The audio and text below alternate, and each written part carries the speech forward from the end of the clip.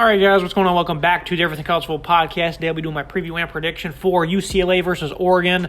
Top 10 matchup here in the Pac-12. College game day will be in town. Ducks 6-point favorites. 70.5 is the over-under. 3:30 p.m. Eastern time on Fox. And then Dalton Stadium in Eugene is the location of this one. UCLA leads the all-time series, 39-31. Oregon winning the last three. Looking at this UCLA offense, it's been complete dynamite this year. Dorian Thompson-Robinson finally taking that step we first envisioned, many years ago when he arrived on campus, fifth year here under Chip Kelly. He's doing great, 1,500 yards, 15 touchdowns, only 2 picks. Added 231 and 4 scores on the ground for them. 211 yards rushing per game for this offense. Zach Charbonnet, of course, he had a big-time breakout year last season after coming over from Michigan. Averaging over 7 yards per carry in 5 games, 615 yards, 6 touchdowns. He's posting 123 on the ground himself. The big reason, this resurgence for UCLA this season is really because of this offensive line. They've been just flat out dominant. You got 4 seniors here on this offensive line. Then you do have a redshirt freshman at right tackle. But other than that, it's a lot of veterans. These guys have been around a while. They're going to want to continue to pound the rock and be physical. And I think this offensive line has done a pretty good job of doing so. And, that's going to be the MO here, especially against Oregon. This is a team that's going to play with some physicality. Of course, they got outclassed week 1 versus Georgia, but they've bounced back pretty good since then. This offense, they love to run behind that big, nasty offensive line, but it's really the vertical run game. They're not too much of a team that just attacks downhill and wins. They like to get on the edge. They can attack between the tackles as well, but, it's mainly a versatile running game. It's not just a one type of versatility. It's not just a one type of punch, and like Eugene Jones as well, he's a respectable back, but for the most part, they like to attack the edge, the threat of DTR and the speed of Charbonnet on the edge. That's really what gets these opponents moving. That's what's going to be tough for these linebackers, and that's what it is every week for them. You look at the Washington game, they were able to seal the deal with that threat of the vertical running game against Utah. They're able to keep them off balance tremendously. They've really had no problems running the ball. South Alabama was a bit of a struggle, a little under 4 yards per carry in that one, but for the most part, this is a good offense. They runs very good.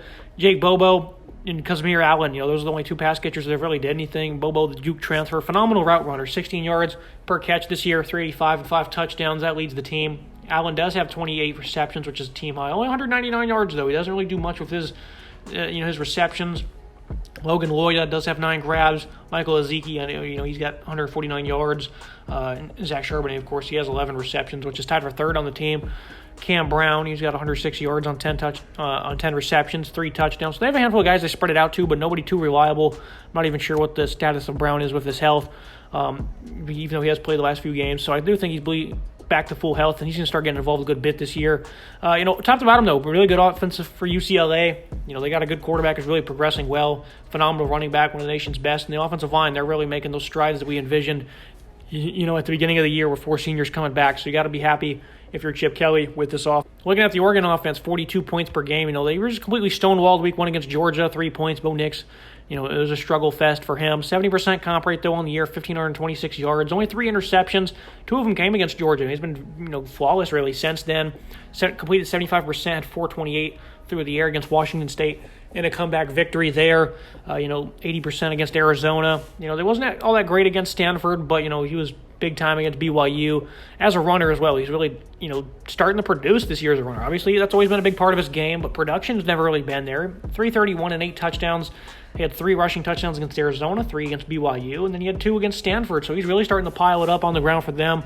Kenny Dillingham really starting to get those legs of Nix involved, which is great because he's a heck of an athlete. Great improviser. Marquise Irvin coming over from Minnesota, and Noah Whittington. He came over from Western Kentucky himself. They both have 330-plus yards, 2 touchdowns each. 241 yards per game for this rushing attack. Sean Dollars, he gets involved a good bit. I got to be very happy if I'm an Oregon fan with how they have started to just produce on offense, mainly because this offensive line, they've been great. And I figured this would be, against Georgia, a good opportunity to maybe see and test that defensive line. They got completely dominated, but, turn around the conference play, and they've been good. You got center Alex Forsythe, he's a senior, been around a long time. TJ Bassett, left tackle, he has as well. And, those are those 2 guys that are leaders. And that's why I expected the line to be really good this year. The rest of the unit, like guys like Ryan Walk at guard, they've really stepped up a good bit. So, I believe they lead the nation in fewest sacks. That's only 1 this year allowed.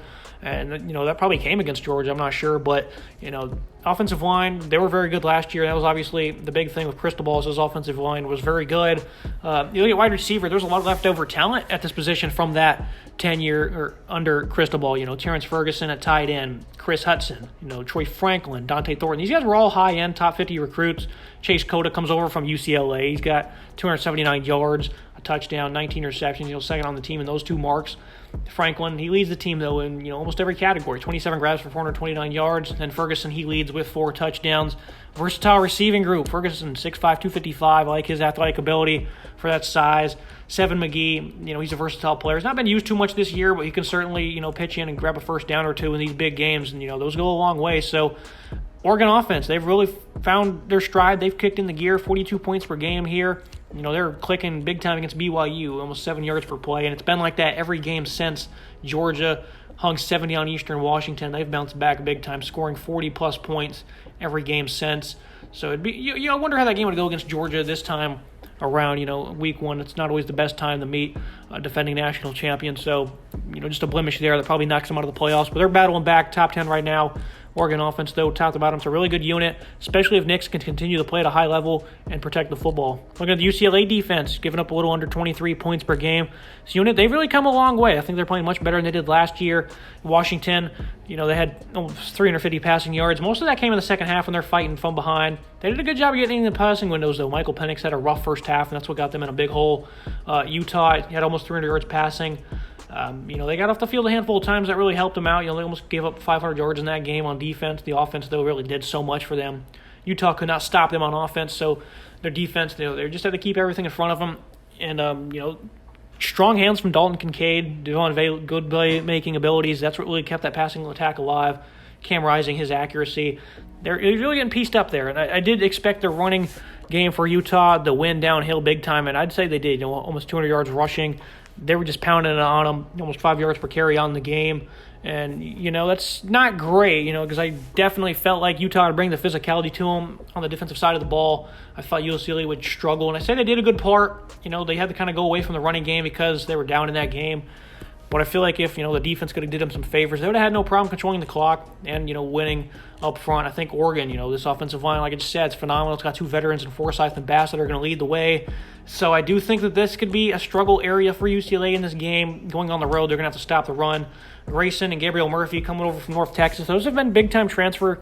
All around this unit's been really led by transfer. Leota, Latu, 7 tackle for loss, 6.5 sacks. Transfer from Washington, who hasn't played in years until now. He's stepping up big time. He's got 2 forced fumbles. You got another one here at linebacker, Darius Masau, a phenomenal coverage linebacker, but he also leads the team with 38 tackles. So they've got transfers that have stepped up all over the place. Stephen Blaylock, he's their veteran in the back end. Their secondary, I think, it's kind of a struggle area for them as well because they don't have a lot of depth. Talent's kind of dry right now, 88th in pass defense. They've been good in defending downfield, though. You got to give them credit for it. Of course, they've not really been tested a whole lot. This is going to be a big test for them here. A versatile receiving group of a quarterback that's played a lot of football, so I do think they're going to have to disguise a lot. Probably going to have to send more than 4 to get to the quarterback, and they've done a good job of doing so, though. They have a good number of sacks this year with 15 of them.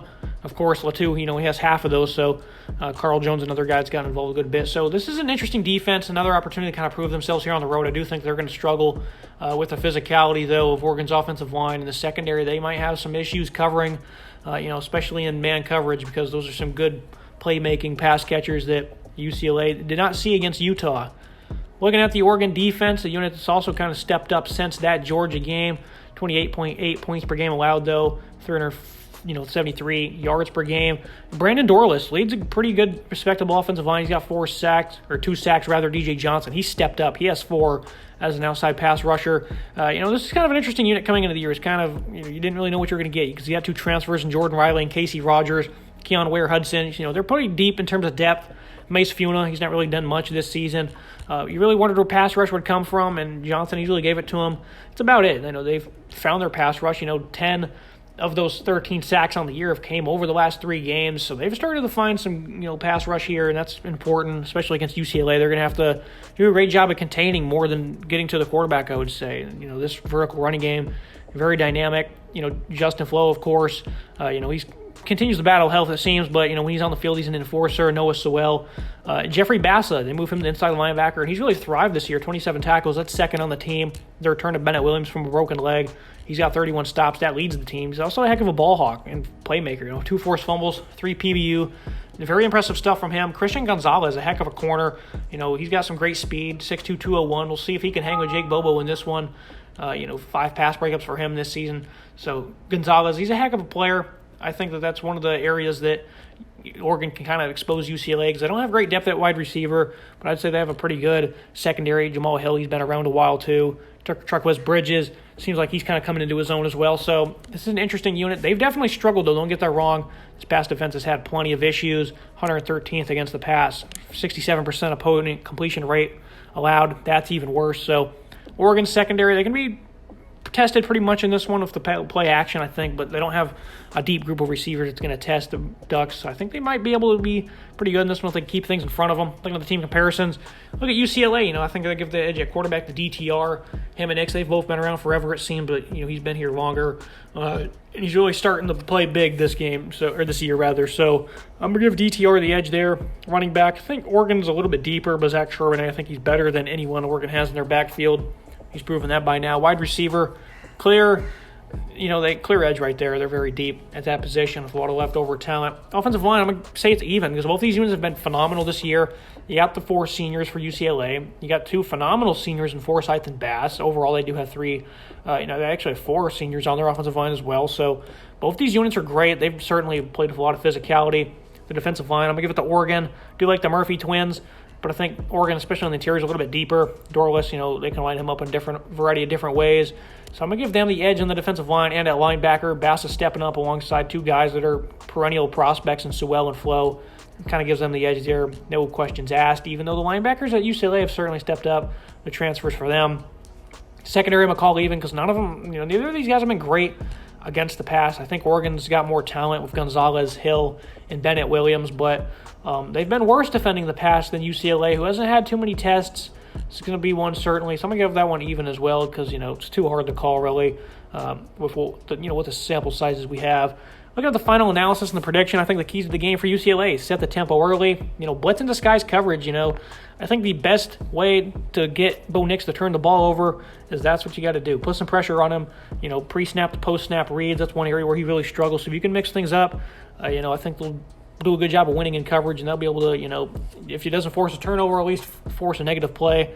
And for the Ducks, this defensive line must win the physicality battle. And, of course, Nick's protecting the football. I think the defensive line will win the physicality battle. I think the offensive line as well, they're going to get a good push. They're going to be able to run the ball very well. I'm going to pick Oregon 34-29. I like the maturity of DTR. He's come a long way in his career. And I think Oregon might struggle a good bit in terms of setting the edge on defense. I think Charbonnet he's going to have a pretty good day. I just don't expect this passing attack to do too many great things. I know that they're facing a secondary. It's really had their issues, but I think this is going to be tough for them to go on the road and put up 300-plus passing. They don't have to do that to win, but I don't think they're going to have the balance like they did against Utah or the balance they want. I think Oregon, though, they're going to dominate the trenches in this one a good bit. I do expect UCLA to, stay strong and come back and make this a close game, though, in the fourth quarter, and that's why there's going to be a close score. But I think Oregon, they're going to win this one pretty convincingly. So I'm going to give the Ducks the edge at home. They've really been playing good football since they lost to Georgia. Being here in Athens, I think that the crowd's going to be rocking. It's going to allow them to thrive, and they're going to win this game. Should be a good one, though, in the Pac-12. UCLA, they're really, I think, maybe the last fighting hope for Pac-12 to make the playoffs. Oregon potentially, they lost by 46 in week 1. So maybe with a big-time win right here, they can jump back into consideration. But it's going to be tough. Should be a fun game, though. Make sure you guys like, comment, subscribe. See you next time.